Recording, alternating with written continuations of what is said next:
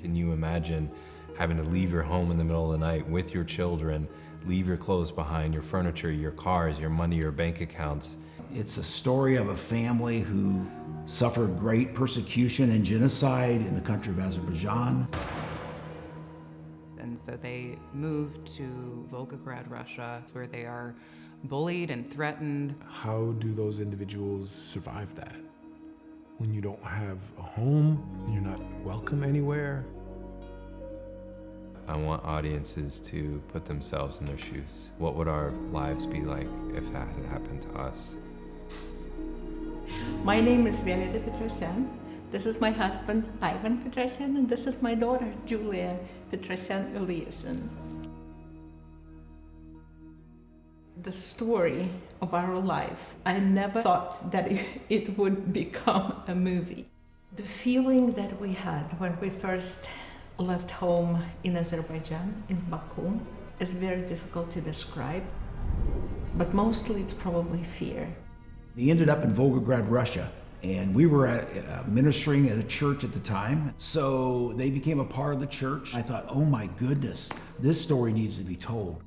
I realized that even though this film is set 30, 35 years ago, that it's a story for today. There was a lot of fear and there was a lot of adversity that they had to get through just to survive. We were bullied for being Armenians, and we would hear it every day from children and from the adults.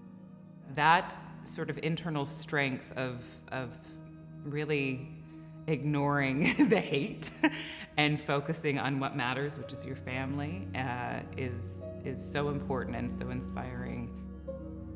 You know, the strength of the family is our connection to each other and taking care of each other. I think that is something that reaches across borders, it reaches across cultures, and affects each of us because we're all part of a family. After almost 1 year, hoping that the unrest will stop and the freedom will come, waiting for that moment that never happened. I just prayed days and nights, please God, can you just give me a heart full of love so I don't see any more anger, hate, humiliation. The role of faith in this film and the story is very interesting. They never really thought of religion as a part of their lives. I felt like this church was a place for us to be. It was a place filled with love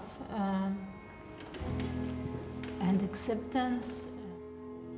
They fell in love with these people and decided, hey, you know, if this faith has been transformative for you, maybe it could be for me as well.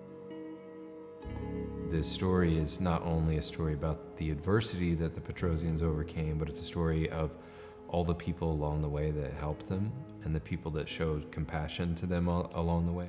The Armenian plight has not been very discussed, I think, and talked about openly. The word refugee, that means you are deprived of everything that belonged to you in the past. That means you have to start doing all over again. This is a story that could be told now because we find ourselves in a time in the world where there are intense wars and conflicts happening all over the world.